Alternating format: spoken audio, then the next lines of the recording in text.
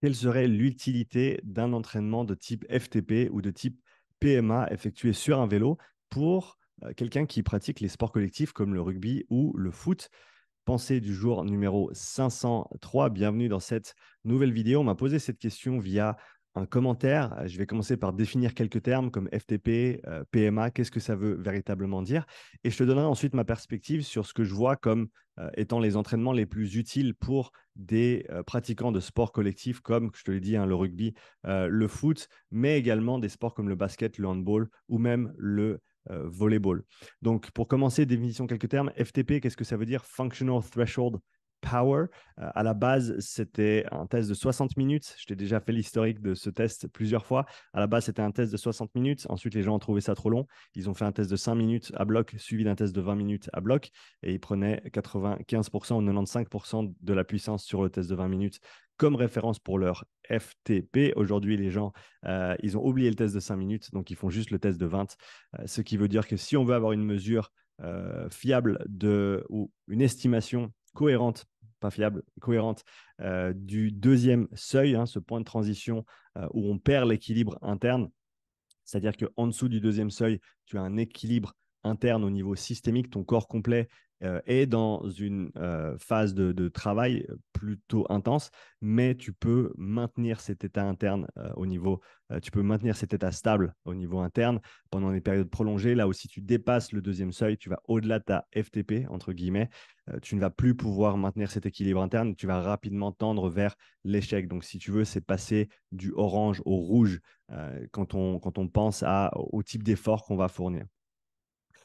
Et donc, ce test FTP, les 20 minutes, prend 80-85% de la puissance sur 20 minutes pour avoir une estimation cohérente de ce deuxième seuil.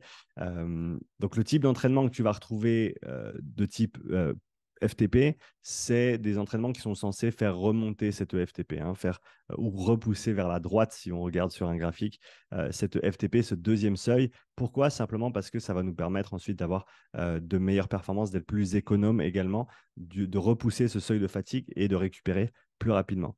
Ce type d'entraînement qu'on va retrouver sous plusieurs formats. Il y a des formats over-under où on va un petit peu en dessous de la FTP, un petit peu en dessous de la FTP. Il y a des formats continus comme 5 fois 4 minutes avec 1 minute de repos. Ça, c'est un entraînement qui va être un petit peu plus intensif et qui va plutôt se maintenir en termes d'intensité plutôt que de varier comme sur le over-under. Il y a plusieurs manières d'effectuer ce genre d'entraînement et je répondrai après par rapport à ce que je pense pourrait être utile pour un rugbyman ou un joueur de foot. Les entraînements de type PMA, PMA c'est une abréviation pour puissance maximale aérobie. En général, la PMA est déterminée suite à un test progressif avec un certain protocole qui est utilisé. Et en gros, ça nous donne un point dans cette zone rouge, dans le domaine sévère. Le domaine sévère qui est en dessus du deuxième seuil dont je t'ai parlé juste avant, hein, ce FTP qui est censé modéliser, qui est censé estimer ce deuxième seuil au niveau physiologique, même si on pourrait avoir une conversation sur le fait, sur si oui ou non la FTP a une base physiologique ou pas. À mon avis, pas, mais c'est un débat pour une autre vidéo. Laisse-moi un commentaire si tu voudrais en entendre un petit peu plus. Mais donc, cette PMA, ce point où on a terminé en fait ce test progressif, qui est censé être là où tu vas exprimer ta VO2 max, mais on comprend maintenant que la VO2 max, elle va être exprimée dans le domaine sévère tant que tu y passes assez de temps. C'est-à-dire que dès le moment où tu ne peux plus maintenir cet équilibre interne, tu vas tendre vers l'échec plus ou moins rapidement, hein, selon où tu te trouves par rapport à ce deuxième seuil. Si tu es 10 watts en dessus ou 100 watts en dessus de ce deuxième seuil, le déséquilibre n'est pas le même. Et on a ce compte épargne énergétique, ce W' dont on a déjà parlé avant, qui rentre en ligne de compte et à quelle vitesse tu vas en gros utiliser ce W' jusqu'à ce que tu n'aies plus cette réserve d'énergie que tu peux exprimer dans le rouge, dans le domaine sévère, au-dessus de ton deuxième seuil. Et donc cette PMA qui est parfois utilisée pour calibrer certains entraînements, notamment des entraînements de type VO2 max, parce que c'est dans ce domaine qu'on se trouve, c'est là où on va travailler ces qualités-là, c'est là où on va, durant un entraînement intense, exprimer des hauts pourcentages de cette VO2 max et les maintenir pendant plusieurs minutes. Et c'est ça, c'est une des choses qui est comprise comme étant un facteur d'adaptation à ce genre d'entraînement et qui va avoir un effet positif sur les performances. Donc, pour revenir à la question globale de cette pensée du jour, entraînement de type FTP, entraînement de type PMA, est-ce qu'ils sont utiles, est-ce qu'ils sont pertinents pour des sports collectifs? La manière dont je vois la chose aujourd'hui, c'est que si on va entraîner un rugbyman ou un footballeur sur un vélo, idéalement, il faudrait venir compléter son profil. Son profil, c'est quoi? Pensons à où il opère dans son sport. Quel type d'effort va-t-il effectuer dans son sport et souvent même aux entraînements. C'est les entraînements qui vont être très, très demandants au niveau cardiovasculaire et au niveau respiratoire également. C'est-à-dire que ton cœur va être très, très haut et tu vas respirer très, très fort. C'est ce qu'on voit souvent dans des actions qui sont prolongées et qui sont toujours intenses dans des situations de match. Donc, ça nous indique qu'on est dans le domaine sévère. On est en dessus de ce deuxième seuil. On est à haute intensité, donc haute fréquence cardiaque, haut volume respiratoire. Et c'est des choses qui nous disent, voilà, on est dans la haute intensité essentiellement quand on opère dans ces sports. Bien sûr, c'est des sports qui sont intermittents. Donc, tu vas alterner entre des périodes d'efforts intenses et des périodes de repos quasi complets, soit en étant statique, soit avec de la marche, soit en trottinant gentiment. Donc, on alterne, si tu veux, entre cette zone 5, voire bien en dessus. On va aller dans du sprint pur à certains moments, où là, on va être en zone 6-7 selon le type d'effort, encore une fois, qu'on doit effectuer. Donc, pour moi, le sport, un sport collectif, ça se joue, si tu veux bien, dans cette haute intensité, dans cette très haute intensité également, avec tout ce qui est encore une fois de la vitesse max et des sprints, qui sont des paramètres très importants de la performance dans ces sports collectifs. Ou alors, à contrario, tout en bas dans la zone 1, voire zone 2, si on veut utiliser ces termes-là, si on est statique ou si on marche ou si on trottine gentiment entre les efforts.